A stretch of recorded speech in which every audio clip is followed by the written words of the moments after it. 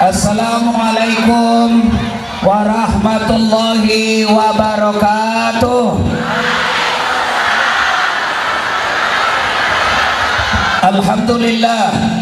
Alhamdulillahi rabbil alamin.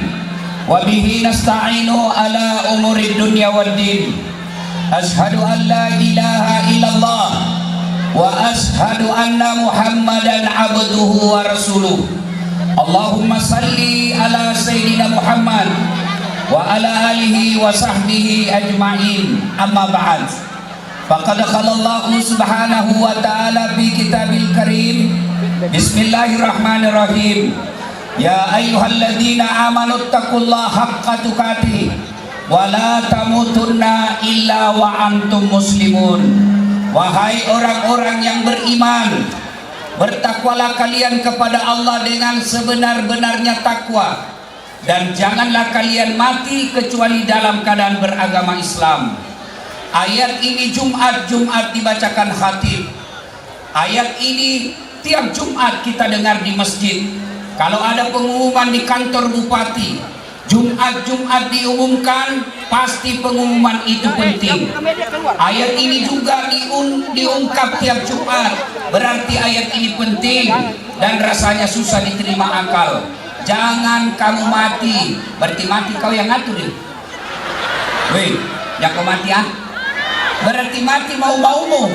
Padahal mati, mau atau tidak, tiba saatnya pasti mati. Orang kaya mati, orang miskin mati, raja-raja mati, rakyat biasa mati, Mat Ali oh yang bilang Rosko melempar ke istrinya, semua mati. Berarti yang jadi masalah bukan mati, yang jadi masalah illa wa antum muslimun, bagaimana kondisimu mati.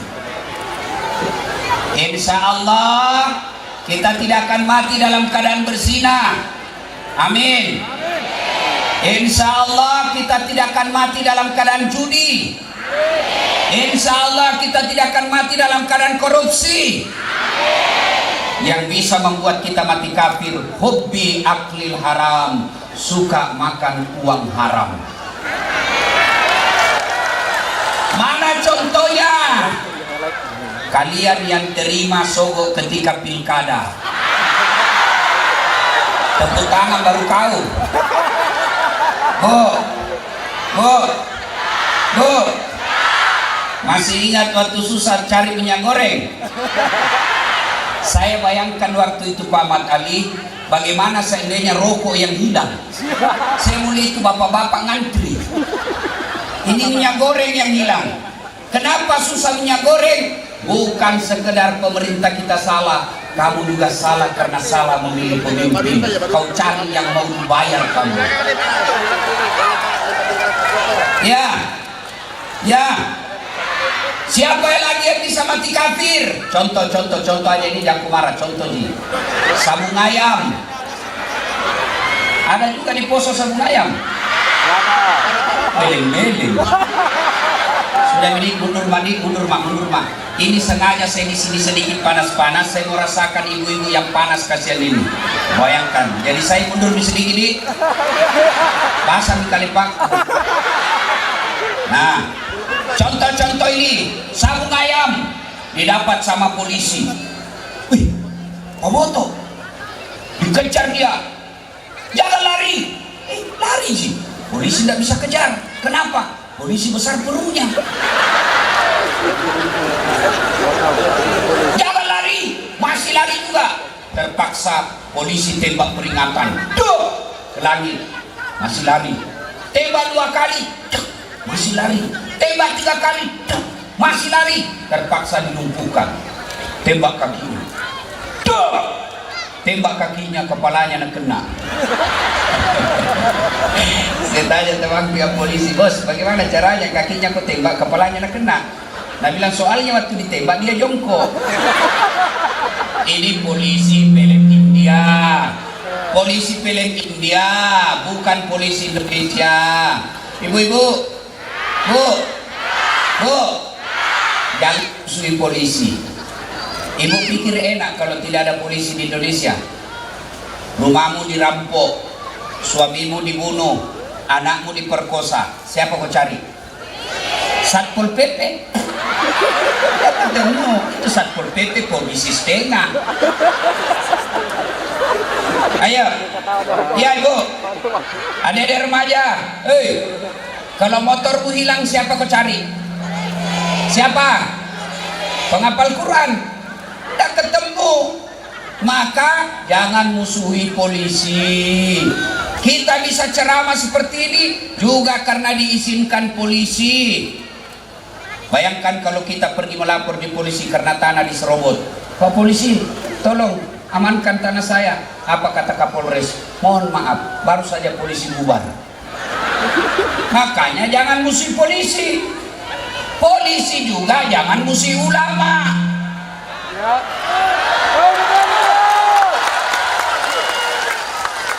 Kenapa? Karena kalau mati kok, siapa bungkus kok? Maka yang baik, polisi lindungi ulama. Ulama jangan maki-maki polisi. Ulama jangan menghina polisi. Ulama doakan polisi bisa menjadi polisi yang baik, bersatu, bersinergi membangun Kabupaten Poso.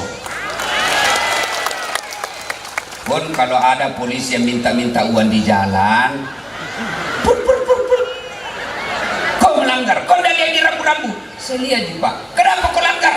Tidak lihat Bapak. Kenapa kau tidak lihat saya? Bapak sembunyi di tikungan. Mana surah-surahmu? Ini Pak, lengkap surah-surah. Saya tilang kau. Kenapa Bapak tilang saya? Kau pembohong. Maksudnya apa? Itu motormu Honda, jaketmu Yamaha. Itu polisi film India, bukan polisi Indonesia.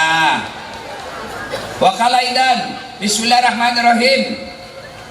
Ya ayyuhalladzina amanu dukhulu fis-silmi kaffatan wa la tattabi'u khutuwatis syaitan innahu lakum adu mubin. Wahai orang-orang yang beriman, masuklah engkau ke dalam Islam secara sempurna, Islam secara total, bukan Islam pencitraan, bukan Islam pilkada, bukan Islam pilcaleg. Ini orang-orang partai dan politisi kalau mau dipilih, keluar masuk masjid, bikin pengajian, penampilannya kala Ustadz Dasat, bagi-bagi kartu nama, pilih saya, sama-sama kita orang Bugis. Nanti kalau ada masalahmu telepon saya, ini nomor teleponku, aktif 24 jam. Begitu terpilih, nah ganti nomor HP-nya. Ada begitu di Poso? Ada. Kau salah, kenapa kau pilih Dogo?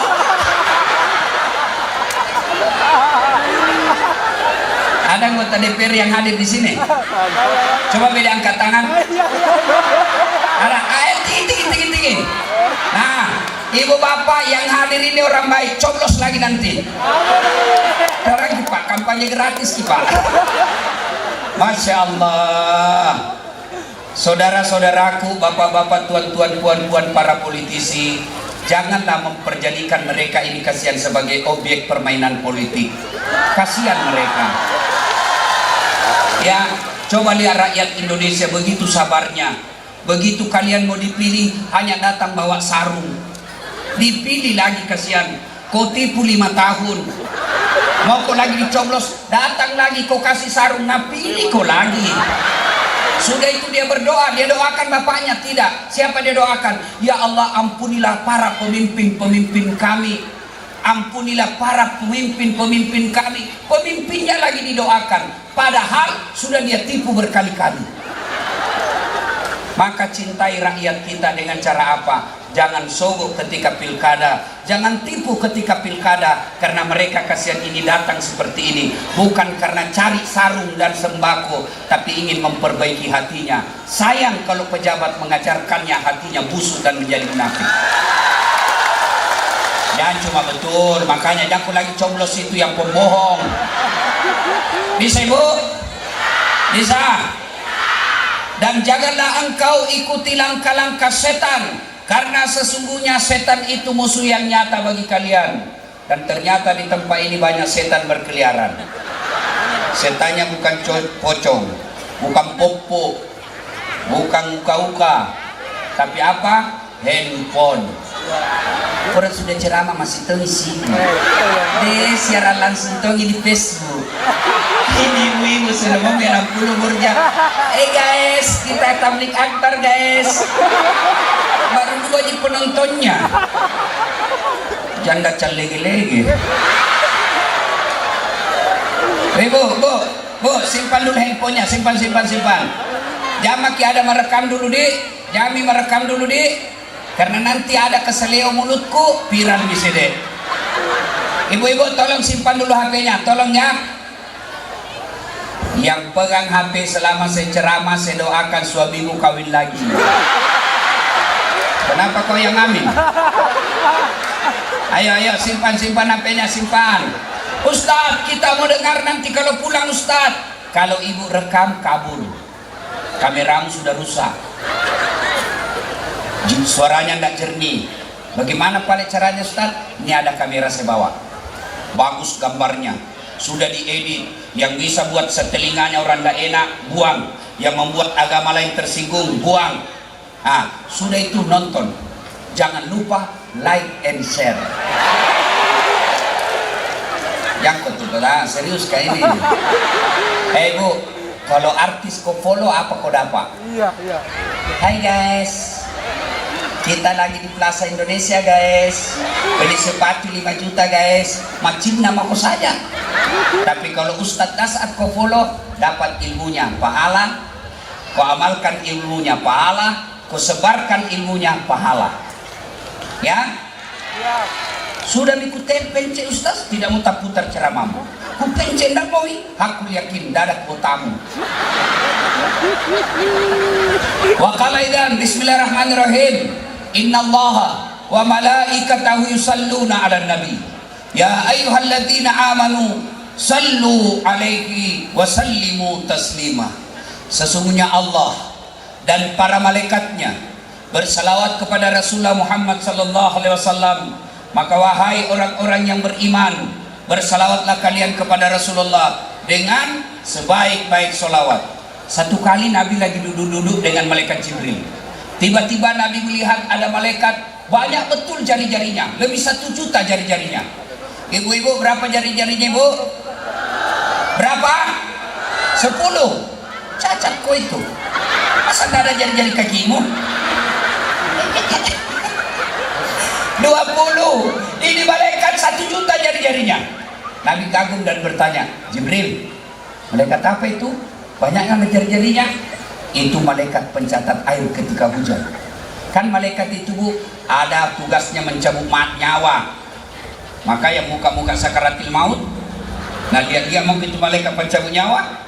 Ada malaikat yang khusus mengatur hujan. Ada malaikat yang mencatat kebaikan dan keburukan. Ada yang ditugaskan menanya di kubur, ada yang ditugaskan mencatat rezeki, ada yang dicatatkan untuk membawa wahyu, ada juga malaikat ditugaskan mencatat air hujan. Nabi bertanya, wahai malaikat, apa betul kau mampu mencatat air ketika hujan? Ya, ku catat yang jatuh di laut, ku catat yang jatuh di gunung, ku catat yang jatuh di darat. Tak setetes pun tidak aku catat, makanya saya sibuk dengan jari-jariku. Lalu malaikat ini berkata, ya Muhammad, ada satu yang tidak mampu aku catat. Apa?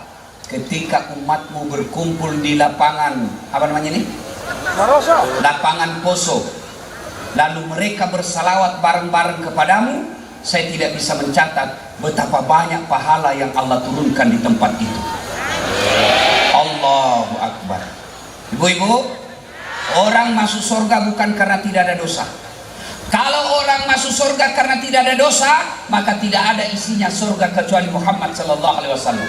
Mana ada manusia yang tidak ada dosanya di dunia? Nih, di muka saya ini. Nih, termasuk di sini. Muka-muka penuh dosa semua ini. Lalu kenapa orang masuk surga? Ketika ditimbang kebaikannya, timbang keburukannya, ternyata timbang punya timbang lebih berat kebaikannya daripada dosanya, meskipun selisihnya 0,1%.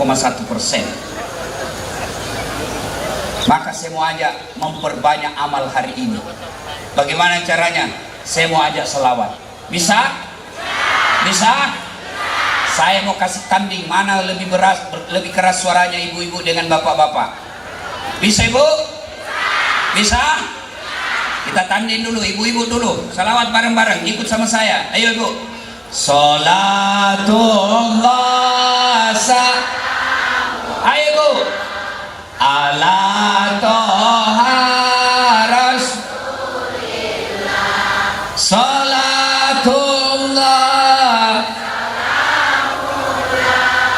ala yasin. Alhamdulillah, nilainya 8,5. Ibu-ibu diam, ibu-ibu diam. Sekarang bapak-bapaknya, ayo pak, jangan mempermalukan jenis kelamin. Ayo, selawat bareng-bareng. Ayo pak. Salatu. Kenapa lalu? Itu mau poligami. Ayo, ulang. Ayo bapak-bapak, yuk. Salatu. Oke, memang tuh. Ya sudahlah, nilainya 2,1. Sekarang yang kuribuan kita dengar ini bos-bos di atas. Yang kuribu, dengar ini, dengar ha? Jangan mempermalukan bapak-bapak di bawah. Ayo pak, ayo. Salat ala toha rasulillah. Salatullah ala yasin.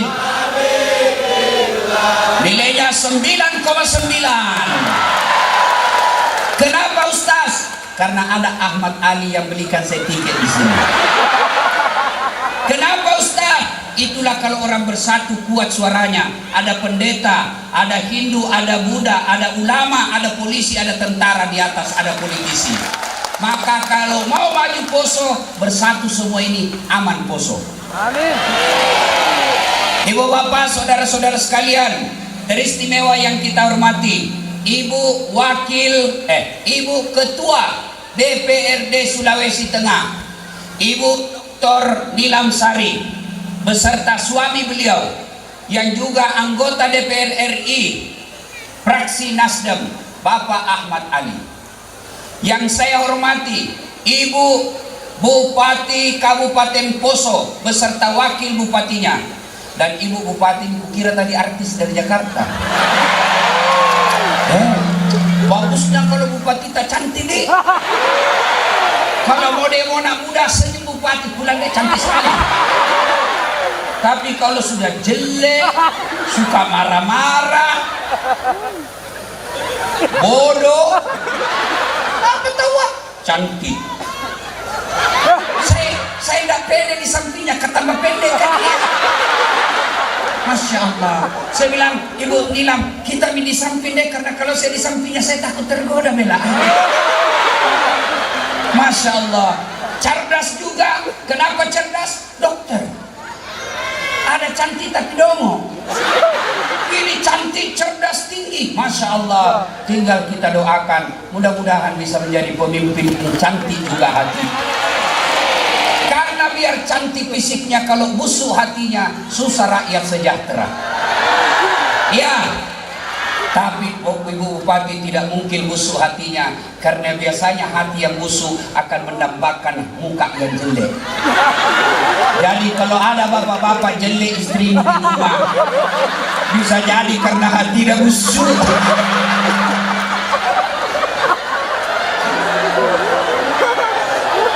Nah, para alim ulama, mana kayaknya yang ngatur-ngatur sound system, berdoakan untuk mencari kasih baik saya ini bos. Ya, para tokoh-tokoh agama yang hadir di tempat ini, cinta Bapak, saya muliakan Ibu Bapak karena Allah Subhanahu wa Ta'ala. Amin. Saya mau cerita. Ini cerita bukan cerita sinetron, tapi kisah nyata. Suatu kali di Madinah sangat panas. Begitu panasnya, hampir tidak ada orang yang keluar. Saya baru-baru pulang tanah suci, umroh. Saya sempat mendapat 50 derajat Celcius panasnya. Sampai HP saya hang gara-gara panas. Madinah sangat panas. Akhirnya hampir semua orang berteduh di rumahnya. Tiba-tiba keluar seorang manusia, berlari-lari kecil. Kenapa? Takut kepanasan. Tak lain adalah Abu Bakar Siddiq. Kemana? Dia lari ke masjid. Sampai di masjid beliau berzikir. Selang beberapa saat keluar rumah lagi seorang manusia, berlari-lari kecil. Kenapa? Juga takut kepanasan. Siapa? Umar bin Khattab. Sampai di masjid, lalu dia dapat Abu Bakar Siddiq dan berkata, Abu Bakar, tidak biasanya kau siang-siang begini di masjid. Ada apa gerangan ini kau di masjid? Nah, bilang Abu Bakar, saya panas, lapar. Daripada saya cuma lapar dan panas di rumah, nanti saya datang di masjid. Saya lapar, panas, dapat pahala. Lalu Abu Bakar balik tanya, kau Umar, barusan kau juga aku dapat begini. Dia bilang, sama, saya juga lapar dan panas. Saya datang ke masjid. Mereka berzikir. Selang beberapa saat, keluar rumah seorang manusia.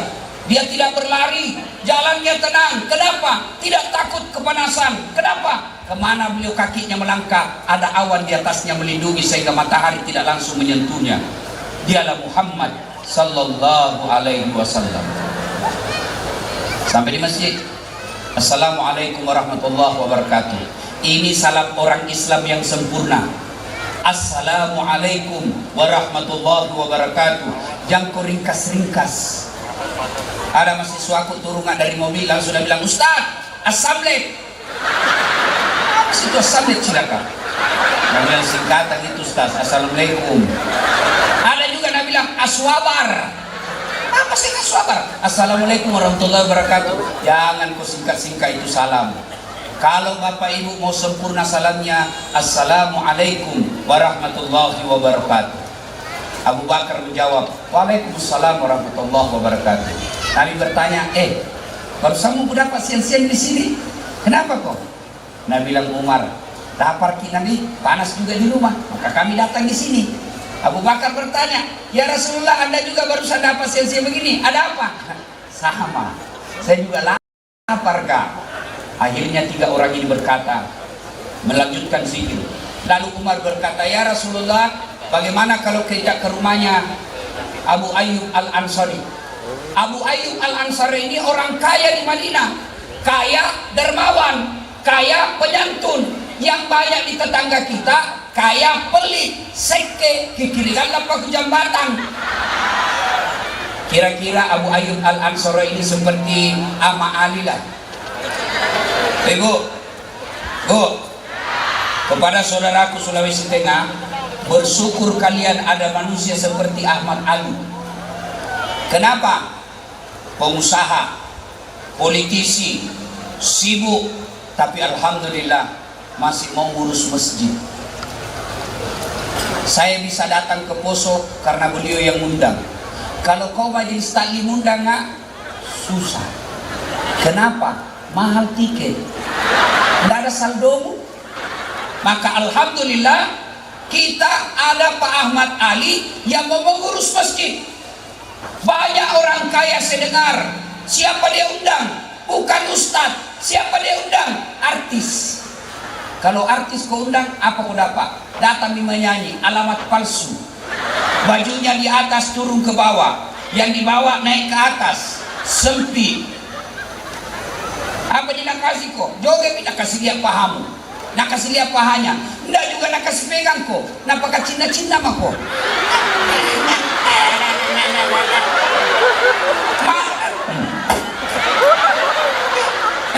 Alhamdulillah, tauwa Ahmad Ali, pejabat, konglomerat, pengusaha masih mau ngurus masjid. Alhamdulillah. Nah, ini kira-kira Abu Ayyub Al-Ansari seperti inilah. Lalu Abu Bakar berkata, kita ke rumahnya Abu Ayyub. Baik, ke rumahlah Abu Ayyub. Assalamualaikum warahmatullahi wabarakatuh ya sahibul bait. Waalaikumsalam warahmatullahi wabarakatuh. ternyata suara perempuan. Akhirnya Abu Bakar berkata, mana suamimu? Oh, baru saja ke pasar, sebentar lagi dia datang, silahkan masuk. Kata Nabi, selama tidak ada istrimu suamimu, selama tidak ada istrimu di rumah, kami tidak boleh masuk ke rumahmu. Ini yang banyak dilanggar sekarang perempuan. Begitu suaminya pergi kerja, langsung Tomina telepon tamang SMA-nya dulu, datang manggo, pergi mi suamiku. Bu, ibu, bu, tidak boleh memasukkan laki-laki lain tanpa izin suami. Dengar, tidak boleh memasukkan laki-laki lain ke rumah tanpa izin suami. Sepupuku Ustaz, baik sepupu satu kali, sepupu dua kali, sepupu lain kali, tidak boleh. Sekarang banyak orang terjadi perselingkuhan dalam rumah tangga. Ini penyakit kita semua. Ada suami, ada istri berselingkuh. Nah protes ke ibu-ibu, nah bilang Ustaz, lebih banyak laki-laki selingkuh daripada perempuan. Siapa bilang? Sama jumlahnya. Kenapa bisa? Tidak mungkin laki-laki selingkuh sama laki-laki. Pasti sama perempuan, berarti sama. Ibu-ibu, woi, mau kau punya suami setia? Mau? Mau? Jadilah istri seperti Khadijah. Bisa? Itu Khadijah, Bu, kalau pulang suaminya sudah siap baskom di rumahnya. Apa isinya? Air hangat. Begitu datang suaminya, dia bersihkan telapak kakinya dengan air hangatnya. Maka bapak-bapak yang hadir hari ini, pulang kau beli memang mako baskom. Kasih ke istrimu hikmah tablik akbar. Yang kau ketawa ibu, serius kan ini? Ibu-ibu sekarang bagaimana suamimu tidak selingkuh? Kau di rumah tidak pernah cantik. Kalau pikul pengajian begini cantik, pergi arisan cantik, pengantin cantik. Giliran mau tidur sama suaminya, daster 3 hari tidak napak, cuci tidak napak. Pulang suaminya, daster tinggi sebelah, kelihatan tali BH, ada bedak di sini, nah kasih timun matanya. Datang suaminya, dia bilang suaminya, kasih baik-baik saya itu bajumu, kelihatan semua tali BH-mu. Apa dia bilang? Jangan lihat BH-nya, yang penting rasanya, Bu. Maka ibu, woi, bu, pulang nanti kalau jam 5 mau pulang suamimu, setengah 5 dandan memang mau. Jangan juga berlebihan. Mantap-mantap sudah dengar begini, mau pulang suaminya, nak kuncir 3 rambutnya. 2 satunya, pakai rok mini-mini, sepatu hikers. Datang suaminya, astagfirullah, kesurupan istriku. Bu, ale bu, Nabi jelaskan begini, apabila ada seorang istri berdandan ketika mau tidur bersama suaminya, maka malaikat berdoa di malam itu, ya Allah, rahmati wanita ini hingga pagi hari karena dia dandan untuk menyenangkan hati suaminya. Bisa ibu? Maka sebentar malam kalau mau tidur pakai memang pakai baju renang.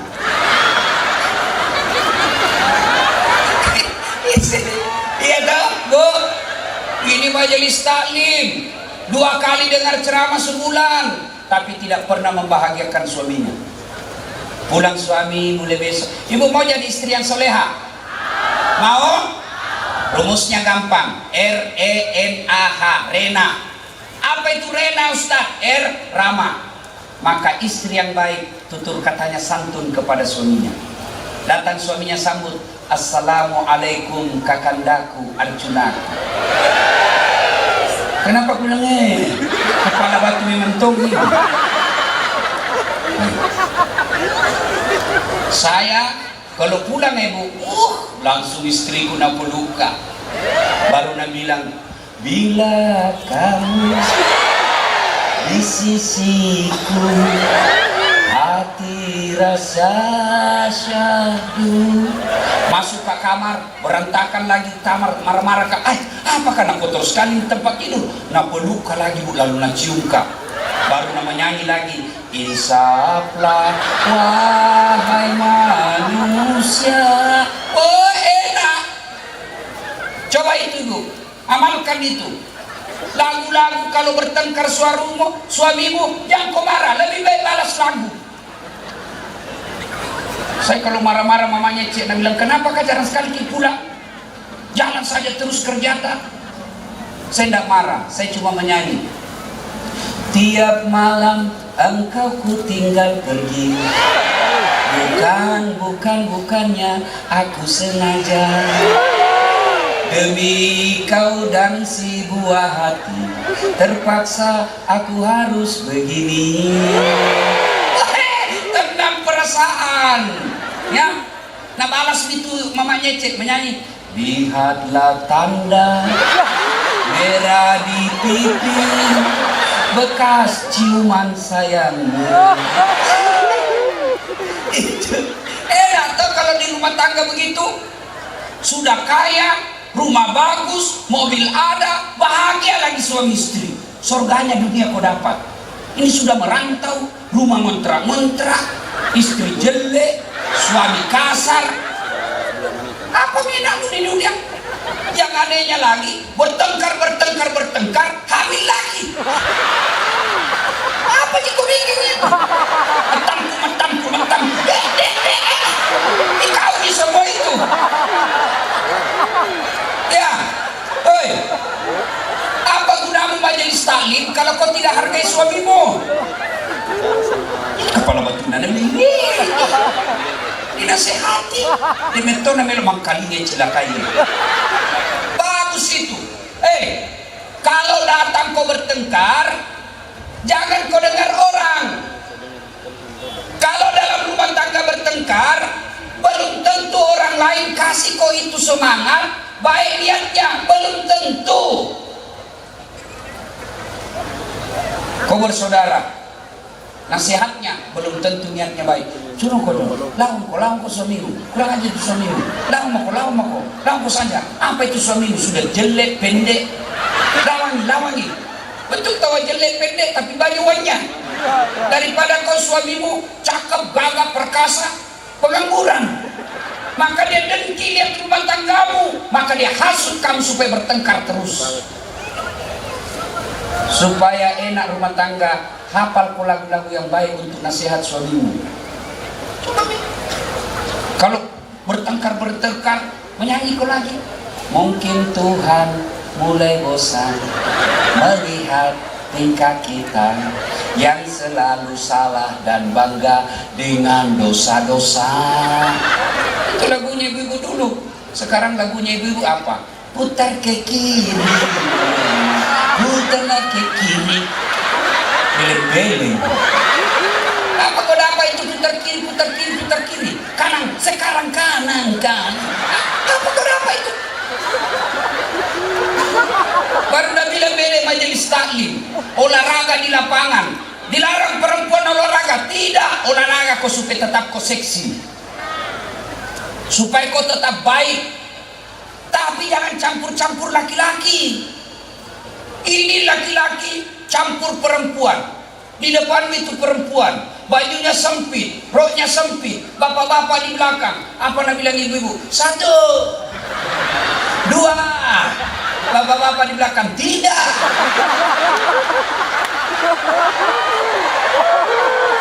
Ini semua pelakunya ini semua ini. Ya. Nah, ibu bapak, saudara-saudara sekalian, udah kita lanjut lagi cerita. Bu, kasih lunas dulu ini. Ramah. 2, elok, berpenampilan cantik dan menarik. Alhamdulillah cantik semua ki kuliah ini. 3, nikmat, pandai memasak masakan kesenangan suaminya. Tapi sayang ibu-ibu sekarang lebih pelihara kukunya daripada belajar masak. Ibu, kasihan itu suamimu, pagi-pagi bikinkan kopi. Sekarang ibu-ibu malas bikin kopi. Mana buktinya? Kalau kita keliling kota Poso ini, pagi-pagi sudah ada semua bapak-bapak di warung kopi ngopi. Tidak ada dibikinkan kopi sama istrinya. Bapakku almarhum hanya petani penggarap, tapi istrinya belum turun ke sawah suaminya sudah ada kopi di mejanya. Padahal dulu bikin kopi luar biasa susahnya. Pergi dulu beli kopi di pasar, sudah jadi kopi? Tidak. Nah anu dulu, nah goreng. Sudah digoreng, sudah jadi kopinya? Tidak. Apalagi dijemur.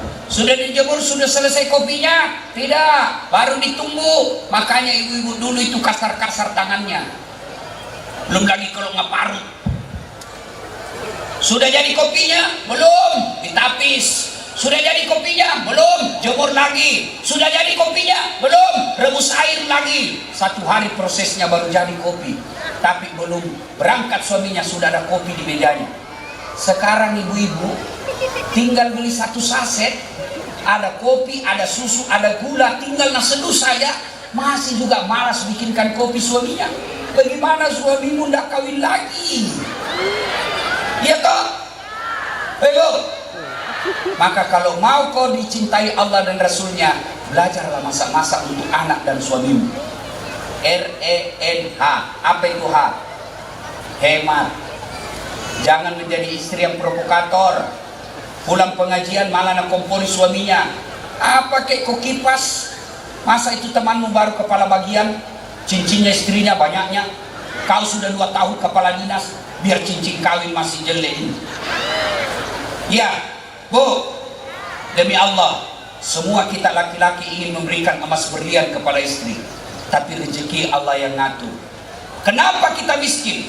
Kenapa kita kredit-kredit di bank? Bukan karena Allah tidak kasih kamu rezeki, tapi karena seleramu melebihi gajinya suamimu. Hei, Bu, kalau suamimu gajinya cuma 5 juta, gaya hidupmu 4 juta, insya Allah tidak perlu kau kredit ke bank. Tapi ini maksudnya apa Ustaz? Ya, kalau gajinya suamimu cuma 5 juta, jangan kau pakai HP yang 3 kameranya. Nah 1 di suamimu. Oh apa 3 kameranya? Motongi live secara langsung. Apa kau dapat? Coba kalau gajinya suamimu 5 juta, gaya hidupmu 4 juta, insya Allah masih ada 500.000 kau pakai sedekah untuk kehidupan akhiratmu. Tapi kalau gaji suami 5 juta, gaya hidupmu 7 juta, pasti kredit 2 juta. 2 juta itu yang membuat suamimu setengah mati carikan kau uang. Ya Bu, hemat. Perempuan sekarang biar potong kuku, nah bawa misalnya ke salon. Saya lewat di Makassar, ada salon yang ada jadi-jadinya. Saya tanya itu anggotaku, apa maksudnya itu? Nah bilang itu Ustaz. Apalagi namanya itu? Orang poso nak foto. Apa maksudnya itu? Nah bilang itu Ustaz. Dipotong kukunya 25.000 satu. Saya la haula wala quwwata illa billah. Potong kuku 25.000 satu. Jadi kalau 10 jarimu 250.000, dengan kaki 500.000 potong kuku. Nah saya di mobil gigi jariku selesai nih.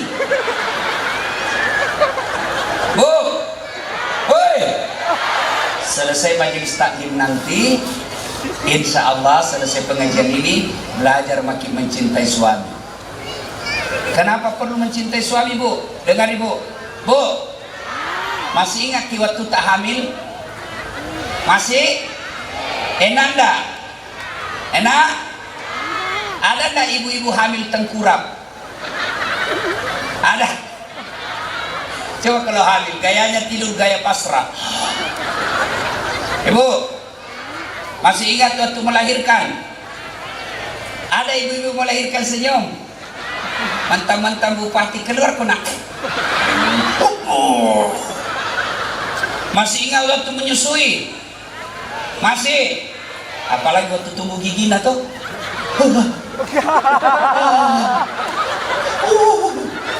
Begitu dia gigi koting, kok gigi saya? Lepas kena. Siang anaknya, malam. Ayo, Bu, siapa yang mengandung suamimu? Siapa? Ibunya. Siapa yang melahirkan suamimu? Siapa yang menyusui suamimu? Ibunya. Sekarang siapa yang terima gajinya? Hah? Mamanya? Istrinya. Siapa yang dibikinkan rumah? Mamanya? Istrinya. Siapa yang dicicilkan mobil? Siapa? Istrinya. Pun kalau dikasih uang bapaknya, mamanya, sembunyi-sembunyi karena kau selalu mengamuk. Itulah sebabnya ibu, Nabi katakan, tidak masuk surga seorang istri yang tidak dapat ridha dari suaminya. Tenang kok Pak, kubela kok hari ini. Karena kau semua takut sama suami istrimu. Ada yang takut sama istrinya di sini? Ada? Ada? Berhenti kau jadi laki-laki. Kau Ustaz takut kok? Saya tidak takut sama istriku. Cuma istriku lebih berani. Nah ibu bapak saudara-saudara sekalian, bapak juga kalau sudah menjadi suami harus menjadi imam. Coba lihat bapak-bapak, dengar ini bapak-bapak. Dengar, waktu kita menikah, saudara Nas'ad Latif, saya nikahkan engkau dengan anak gadisku Naura Sidkia Nasrun dengan mahar seperangkat alat sholat tunai karena Allah. Berarti siapa yang kita jadikan jaminan menghalalkan anaknya orang? Allah Subhanahu wa Ta'ala. Nah, ketika kau datang ke sini merantau, kau bawa anakmu, kau bawa istrimu, dia tinggalkan ini istrimu, ibu bapaknya, dia tinggalkan tanah kelahirannya, dia tinggalkan saudara-saudaranya karena ikut suaminya ke Poso. Tapi ternyata sampai di Poso, kau kasari istrimu, kau maki istrimu, kau hina istrimu, apalagi sampai kau sakiti fisiknya dengan tempeleng. Maka demi Allah kau telah berkhianat kepada 3 hal. 1, kepada Allah. 2, kepada mertuamu. 3, kepada istrimu sendiri. 3 dosamu. Maka sayangi istri. Kenapa ibu? Oh sebelum saya lupa, ada ibu-ibu ini sebelum saya lupa. Ada ternyata ibu-ibu tadi malam dikasih tahu ke panitia bermalam di sini karena antusiasnya dengar ceramah. Dia bermalam di tenda. Namanya itu Ibu Nurmiati, asal desa Mongko. Ya kasih Pak gosipnya ini. Aku marah kamu kan kampungku di sini. Jadi salah sebut. Mana itu Ibu Nurmiati? Mana Ibu Nurmiati dari desa Moiko? Mana Ibu? Mana dia? Mana? Saya mau kasih hadiah. Mana? Alhamdulillah. Sini Bu. Sini Bu. Saya kasih hadiah. Tapi asalnya dari Pak Ahmad Ali. Sini. Sini Bu. Kita kasih hadiah ini Bu. Masya Allah. Ya. Takbir. Nah, saya mau kasih hadiah, tapi bagaimana cara saya turun Ibu? Nah, kalau begitu Ibu naik di sana, hadiahnya minta sama Ibu Nilam atau Ibu Pak Ahmad Ali. Karena kalau saya kasih pasti sedikit je. Nah, tapi baiklah saya kasih juga hadiah Ibu. Mumpung ada saya punya rezeki juga. Kasihan 2 lembar je. 3 lembar. Ini hadiah Ibu dari Ustadz Nas'ad Latif. Tentu beda uangnya Ustadz dengan uangnya anggota DPR. Ibu bilang kasih, ibu yang mau rezekinya ibu ini luar biasa.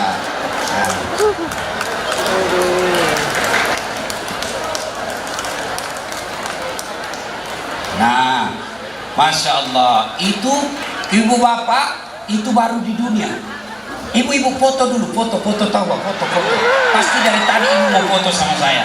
Nah, sini Bu, sini. Di mana? Di sini Bu. Ya, sini ya. Ambil fotonya dari sini nanti Bu. Ya Bu. Ya.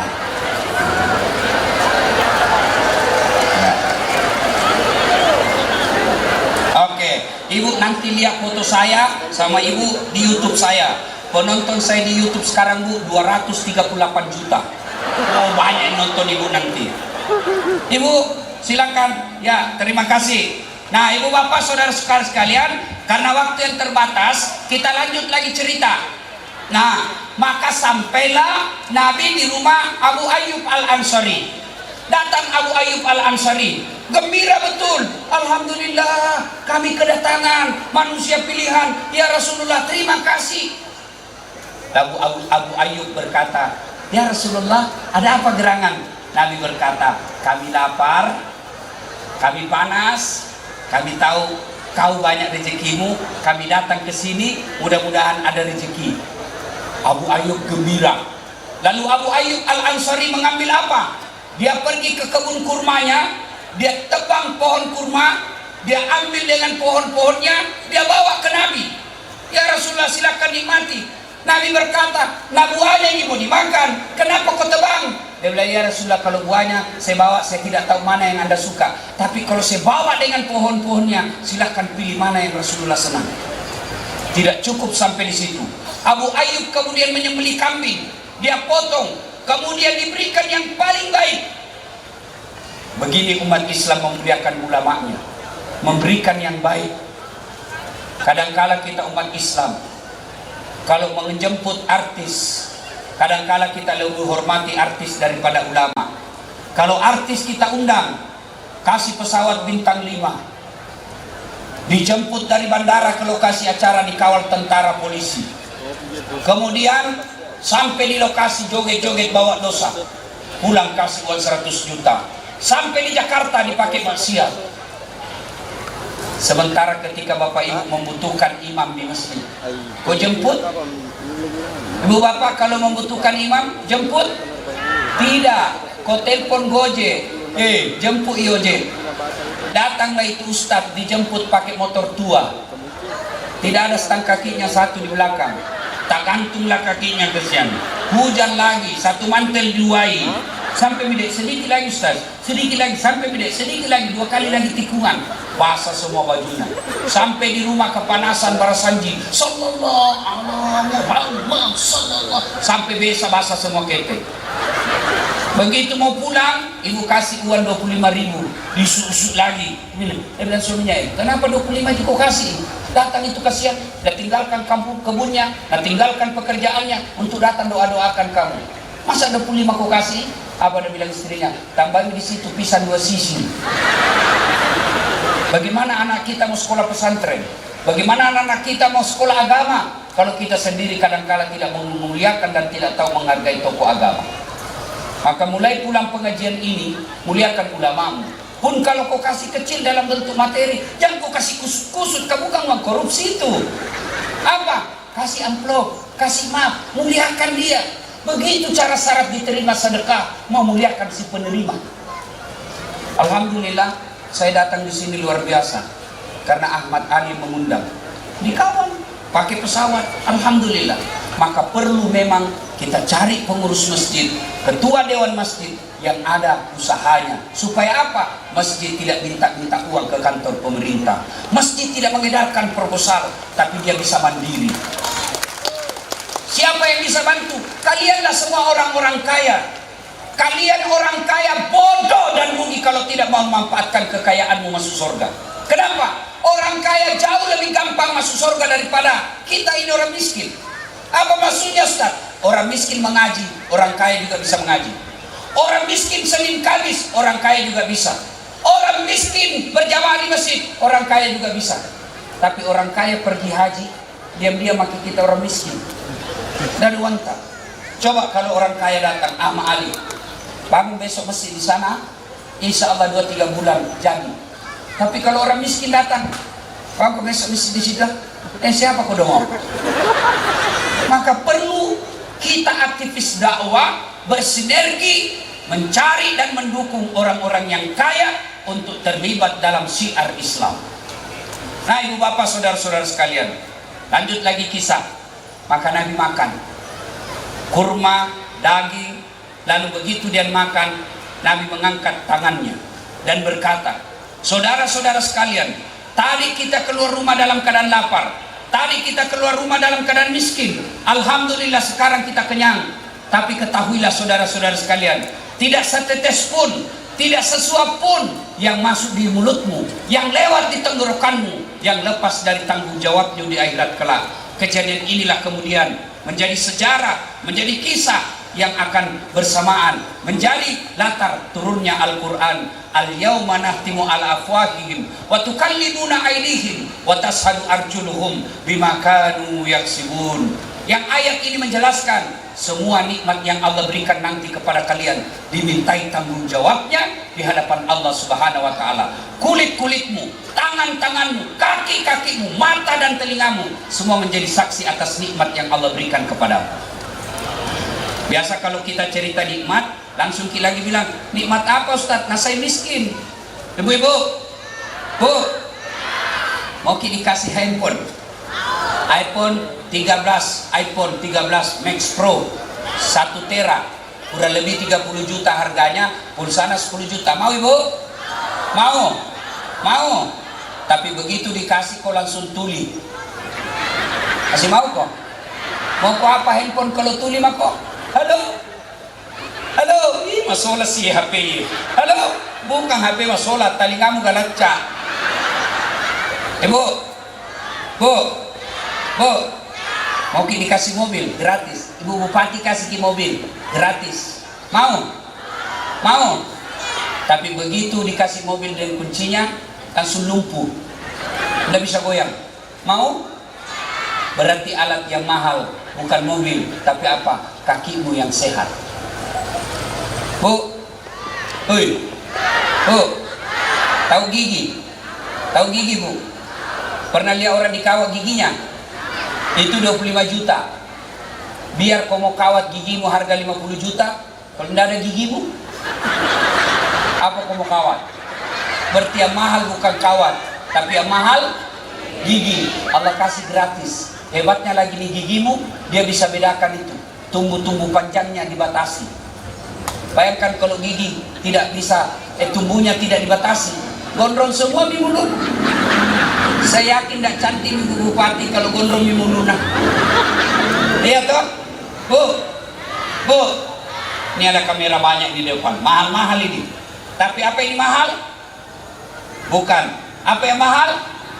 Mata. Hebatnya ini matamu gratis. Dan hebatnya lagi, dia bisa bedakan mana istri, mana tetangga. Bayangkan kalau tidak bisa dibedakan mana suami, mana tetangga. Ih, kenapa malam Kamis ini lelendra sana? Ternyata security. Allahu Akbar.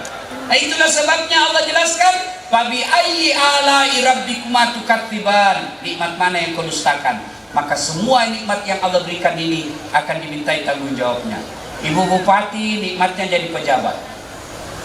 Keliru seorang bupati kalau tidak memudahkan dirinya masuk surga. Kenapa bisa Ustaz? Anggaplah misalnya ini para ulama masuk surga, tapi masih ngantri Bu. Ulama Kabupaten Poso masuk surga, tapi masih ngantri lama. Kan beberapa itu ulama di sini masih ngantri dia lama karena banyak ulama. Tapi begitu malaikat berkata, Bupati Kabupaten Poso silahkan masuk, tidak perlu ngantri karena dia sendiri. Ya kan? Tidak perlu ngantri. Maka keliru seorang pejabat kalau tidak memudahkan dirinya masuk surga. Coba kalau Ibu Bupati, saya ceramah, saudara-saudara sekalian, mari sholat berjamaah di masjid 27 kali lipat, langkah-langkah kakimu menggugurkan dosa. Berapa yang datang? 4. Itu pun orang yang sudah mau mati. Tapi coba kalau Ibu Bupati, dia lihat-lihat, itu kepala dinas pendidikan tidak pernah juga saya lihat pergi masjid. Langsung ajudan beliau telepon, Pak Kadis, kata Pak Bupati tidak pernah kau datang ke masjid. Kalau kepala dinasnya Islam ya, tidak pernah kau dilihat sama Bupati ke masjid. Besok belum azan sudah ada Pak Kadis dalam masjid. Itulah hebatnya kekuasaan.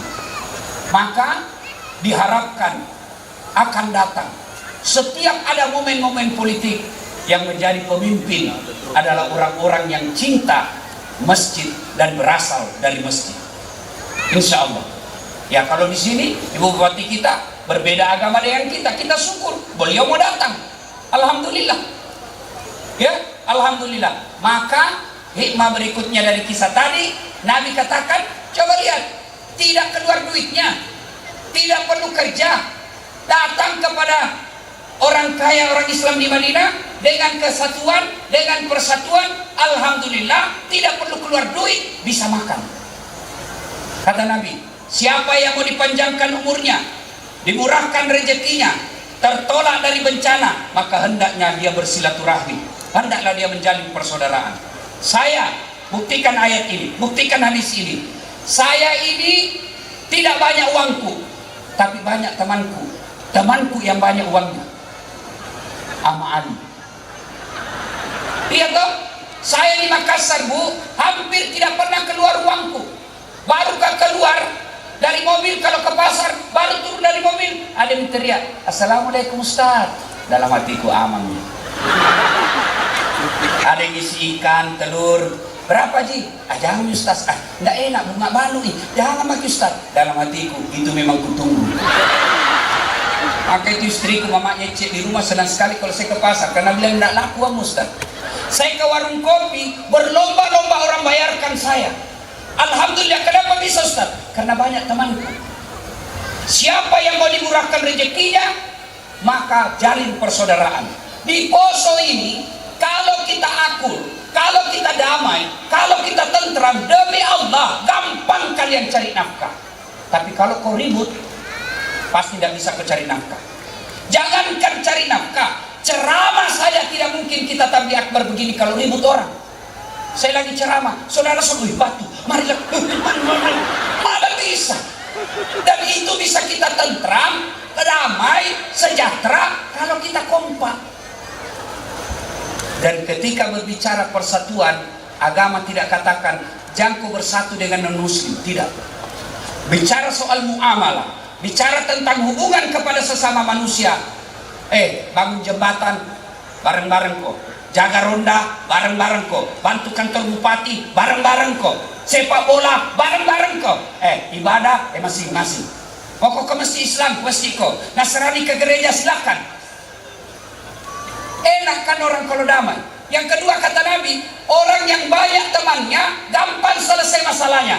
Mana contohnya? Saya pergi perpanjangan SIM kantor polisi, baru keluar dari mobil, keluar Pak Kapolsek. Assalamualaikum, Polrestabes. Assalamualaikum Ustaz. Waalaikumsalam. Ada apa ini Ustaz? Tapi komandan, mati SIMku, perpanjangan SIM. Panggil Satlantas, bantu Ustaz. Yang gue minta uangnya, berdosa kau Ustaz kau makan. Selesai. Maka ibu bapak, wa'tasimu bihablillahi jami'an wa la tafarraqu. Berpegang teguhlah engkau kepada tali persaudaraan agama Allah dan janganlah engkau bercerai-berai. Kita di Kabupaten Poso ini satu badan. Ada jadi tangan, ada jadi kaki, ada jadi telinga. Satu fungsi buat jalan kita baik. Innamal mu'minuna ikhwah, bersaudara kita. Nah coba lihat, kalau orang Poso amalkan ini. Ada anak muda pergi jalan-jalan, tiba-tiba tahan tuh kakinya, kakinya tahan tuh, semua anggota tubuhnya ikut merasakannya. Pertama langsung berteriak, aduh. Kaki tahan tuh, mulut ikut merasakan. Berikutnya matanya mencari. Berikutnya tangannya mengusap. Berikutnya mulutnya meniup. Padahal kaki tahan tuh. Tidak ada orang tahan tuh kakinya kan. Rasa kok, piko jalan kok lagi. Begitu mestinya kita di Poso. Satu sakit, yang lain ikut merasakannya. Ada orang ganggu bupati, kita orang Poso, jangan kau ganggu pejabat kami, jangan kau hina anggota DPR kami. Kalau kau hina mereka, kami kau lawan. Begitu juga pejabat. Jangan kau ganggu rakyatku. Kalau kau ganggu rakyatku, ku tangkap kau. Kalau kau ganggu rakyatku, ku penjara kau. Itulah yang disebut bersatu. Jangan ada merasa lebih jago dari yang lain. Biasanya pecah persaudaraan gara-gara apa? Politik, cebong, kampret. Sudah mi, jangan kau lagi bertengkar. Ada mi presiden tak? Apalagi membuat orang bertengkar, berpecah belah, sombong. Yang kau sombong, apa mau sombong? Gara-gara Ustadz seperti dasar latih mau sombong. Yang kau sombong Ustadz, kau bisa jago karena ada yang nonton kok. Coba bayangkan kalau saya ceramah di sini 2 jam berapi-api, hebat, tidak ada yang nonton. Lewat orang yang lama misalnya itu Ustadz. Ya, Yang kedua, mau sombong, bupati, jangan sombong gara-gara bupati. 25 tahun saja, kalau terpilih lagi alhamdulillah. Kalau tidak, wabillahi taufiq wal hidayah. Nah, ibu bapak saudara-saudara sekalian, banyak yang ingin kita sampaikan, tapi waktu yang terbatas. Belum puas? Belum? Memang saya bukan laki-laki pemuas. Mati muda saya kalau saya kasih puas kisah ibu. Mohon maaf ibu, sebelum saya akhiri, saya minta didoakan, mudah-mudahan saya dapat penerbangan pesawat hari ini jam 4 di Palu. Kalau tidak kasihan, maka ibu saya sesudah janji di kampung haul bapak saya besok. Doakan mudah-mudahan sukses sampai ke kampung insyaallah. Karena ibu masih mau saya tambah sedikit. Bu, Dewan Masjid ini tidak ada gunanya kalau tidak ada datang pengurusnya. Hafal ini mukanya di pengurus. Lihat ini. Kalau dia tidak datang di masjid, tulis di depan masjid gayamu ji. Ya. Dewan Masjid ini mestinya menjadi contoh datang berjamaah di masjid. Iya. Ya. Bagaimana kalau perempuan Ustaz? Agama mengatakan, Nabi mengatakan, perempuan tidak dianjurkan ke masjid. Kalau dia mau ke masjid jangan dilarang. Kenapa dulu perempuan tidak dianjurkan ke masjid? Karena biasanya perempuan dulu kalau dia keluar diculik dan diperkosa. Sekarang poso aman. Apalagi ibu-ibu kalau usia 70 tahun pergi masjid, siapa mau culik kok? Oh, minyak gosok di susah. Ini namanya di kampungku namanya samberlap. Tahu samberlap? Sambaran Cina Lapo. Ayo, bagi adik-adik sekalian, tidak ada orang sengsara hidupnya kalau dihidupkan masjid. Percaya itu. Tidak ada. Ini dasar latif. Alhamdulillah bisa jadi ustaz meskipun tidak pernah mondok, tidak pernah sekolah pesantren. Satu-satunya pesantren yang pernah saya ikuti pesantren kilat. Tapi alhamdulillah bisa jadi ustaz. Di mana saya belajar agama dan menekuni agama? Masjid. Alhamdulillah di Poso ini saya lihat di mana-mana selalu ramai masjid. Penuh. Apalagi kalau subuh. Sampai di luar. Tidak ada di dalam. Di dalam orang tua sudah sakaratul maut.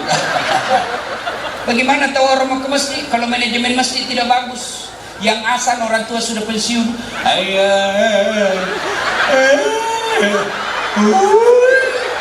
Bagaimana orang dah jengkel? Ya, dapat lagi penceramah mulai salam pertama sampai terakhir neraka terus cerita. Kau dibanting, dilipat, ditusuk pantamu, keluar di mulutmu, ditusuk dua matamu. Dia bilang anak muda jam aku pergi masjid dia bikin takut-takut. Kenapa karena sangin neraka kau cerita? Janji kau surga tahu kau akan diangkat 7 bidadari. Marah-marah sing ibu-ibu itu kalau cerita ke bidadari. Biar bidadari nak cemburu itu. Bagaimana suamimu tidak tersiksa? Ada bapak-bapak mau masuk surga, mau masuk surga pak. Begitu dia intip, ada istriku di dalam. Nah bilang malaikat, carikan tempat lain deh. Sudah mana sisa di dunia. Tidak enak lagi kalau sama di surga.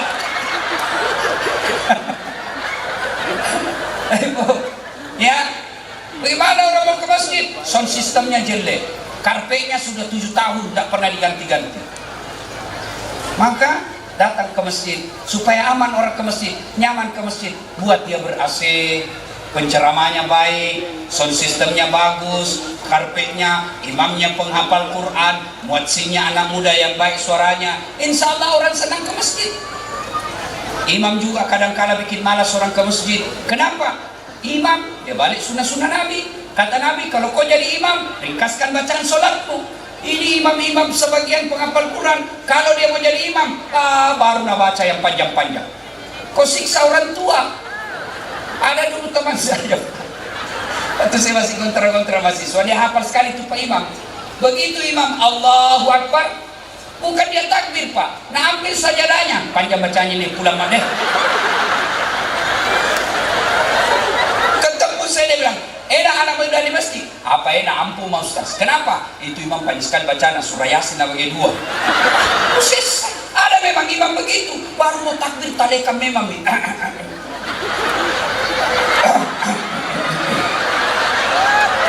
Apa aku tinggal langkah itu begini selesai. Ada memang begitu toh? Ada. Nah, seorang tua, orang tua remati di belakang.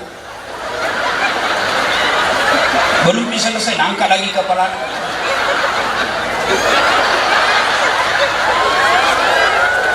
Begitulah kita mau ikut.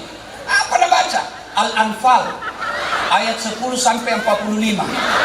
Dia sibuk dengan bacanya, kita sibuk dengan hayalan. Mau ikut tidak dihafal nih. Mau ruku belum bisa selesai imam. Terpaksa dibaca semua pengumuman di dinding. Keadaan keuangan Masjid Nurul Jannah, saldo kas, pengeluaran. Dibaca semua.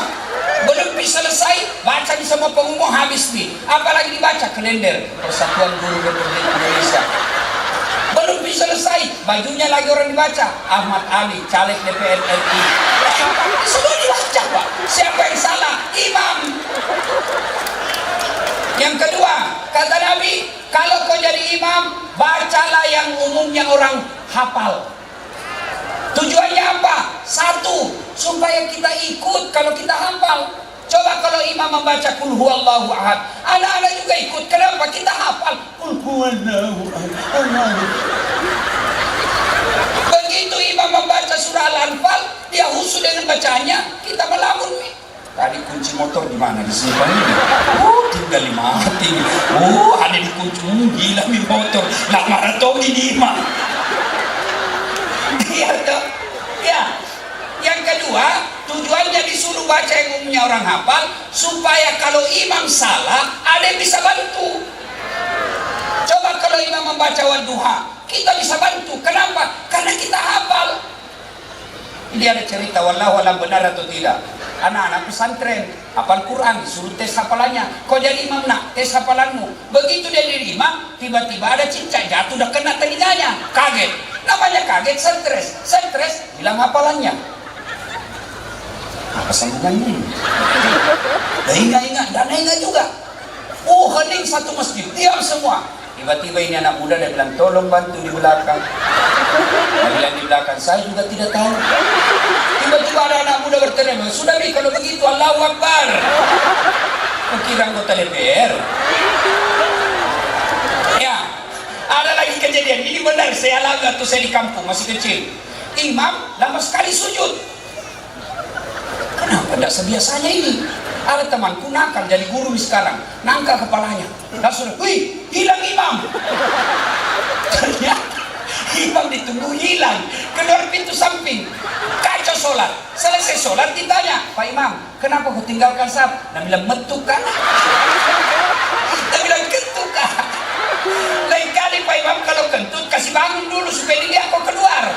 Dia bilang, tu sengaja kamalu kau tahu. Siapa salah? Siapa salah? Siapa salah? Imam. Maka Islam menganjurkan, memerintahkan hati ke hati kau milih imam. Salah milih imam, kacau sholatnya. 2024 kita pilih imam lagi. Jangan kau pilih imam gara-gara disogok kau. Dan jadi makmum ada juga aturannya. Kalau kau jadi makmum, jangan kau merasa benar sendiri. Ada juga orang datang ke masjid kayak dia yang paling soleh. Mulai takdir dah ganggu memang maki. Oh.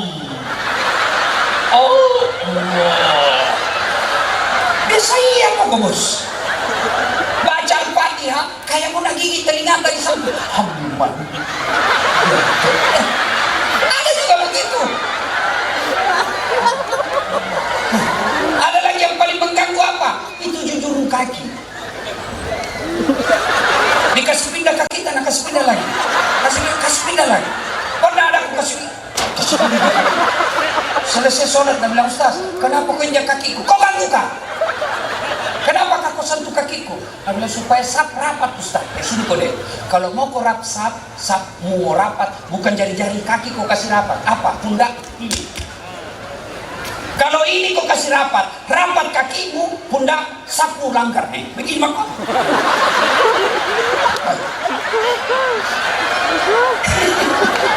Tapi coba kalau ini pasti rapat. Kemudian ada adab jadi jamaah.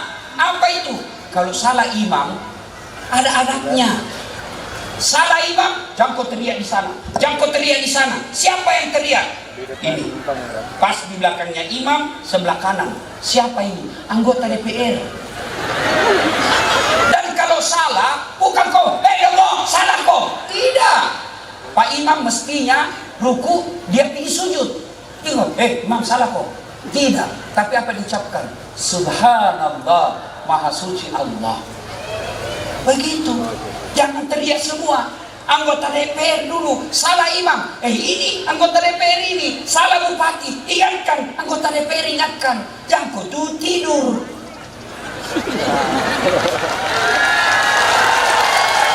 Sudah digaji tinggi-tinggi, dikasih mobil dinas, salah bupati. Nah tutup matanya. Salah. Itu adab dan etika berjamaah. Kalian juga kalau berjamaah disunahkan pakai parfum. Kenapa? Supaya kau tidak ganggu bau badanmu orang. Saya itu lebih baik ku lupa dompetku daripada ku lupa pakai tawas. Bayangkan kalau foto-foto nanti ceramah langsung bau ini. Ceramah mah di televisi dia belum bau kali Pak itu stas. Itu adab berjamaah. Kata Nabi, kalau kau masjid kau sikat gigi kau dulu supaya apa? Kau tidak ganggu orang. Bayangkan kalau bangku sembahyang subuh, orang balik kanan, assalamualaikum warahmatullahi wabarakatuh. Kau balik kiri, sampai mati itu dia tahu mulutmu busuk. Itu semua adab. Apalagi ada yang baru belajar Islam, yang baru taubat ngambilan dirinya, kelompok-kelompok hijrah. Kalau berbeda pendapat ke orang terima pendapatnya orang, jangan kau salahkan. Karena kesesatan dan kesalahannya kau tidak tanggung. Tapi kapan kau hina dan kau maki, kau berdosa. Karena orang itu kenapa berbeda-beda?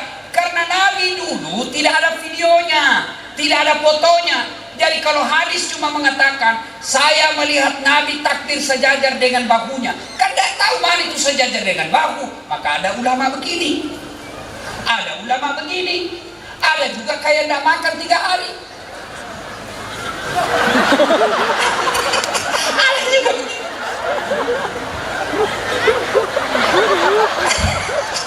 Biar jangan kau calai, jangan kau hinai. Ada tonnya itu pendapatnya barangkali tidak baca buku. Selesai takbir, meletakkan tangan, kan beda-beda itu ulama. Allahu Akbar, 1 di atas dada, 2 Allahu Akbar antara pusat dengan dada, 3 Allahu Akbar di bawah pusat, bukan di bawah sekali. Porno bisa ini. Begini ada, begini ada, begini ada, begini ada. Mana yang cocok? Cocok semua menurut keyakinannya yang mereka pakai. Jadi mana yang salah? Kalau kau pakai semua. Pasti salah. Ya. Nah, ibu bapak saudara-saudara sekalian, mari selesai pelantikan Dewan Masjid Indonesia ini, jadikan masjid sebagai tempat peribadatan dan membina umat. Mudah-mudahan apa yang saya sampaikan ada manfaat. Kalau masih mau dengar ceramah, insya Allah gampang. Caranya gimana Ustaz? Nonton SCTV tiap pagi dalam acara Barakallah jam 5, atau Metro TV setiap malam Ahad acaranya Gaspol Das Atlati jam 8 malam, atau TV One hari Kamis jam 2 siang ngopi ngobrol perihal iman. Kalau mau tiap saat, mau tidur pun boleh nonton. Gimana caranya? Buka YouTube, tulis Das Atlati, keluarlah ceramah-ceramah saya. Tapi tidak ada gunanya dengar ceramah kalau tidak diamalkan. Hebatnya itu Ustaz tadi ceramah, jago. Apa nak bilang? Kulupa mi. Ibu bapak, apalagi yang datang cuma mencela. Itu lagi Ustaz Dasar. Itu juga bajuna waktu di YouTube. Panggil Pak Amari, jangan aku lagi panggil itu ceramah deh. Di mana bahas kita semua nak kena. Jangan sampai. Amalkan apa yang kita lakukan. Insya Allah apa yang kita tahu kita amalkan menjadi ilmu yang bermanfaat. Lebih dan kurangnya mohon dimaafkan. Fastabiqul khairat. Usikum wa nafsi bitaqwallah. Assalamualaikum warahmatullahi wabarakatuh.